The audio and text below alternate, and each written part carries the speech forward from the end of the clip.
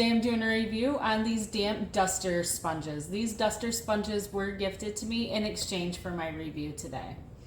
Now let's open it up and see what we have. Come in a 4-pack. They do come individually packaged. A manual that comes when you first get it. They do suggest that you submerge the sponge itself for about 30 seconds to a minute. And if it is dry in the package, then they suggest that you do it for a little bit longer.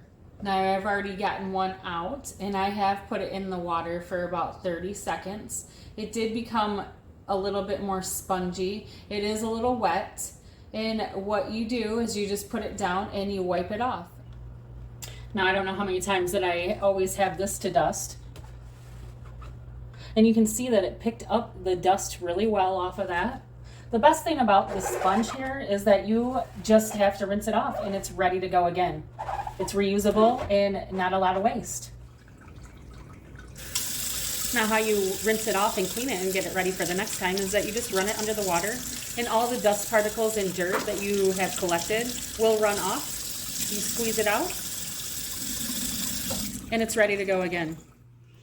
They do suggest using this on blinds. The best part of using this sponge here is that you do not need to use any cleaner with it. What a great sponge.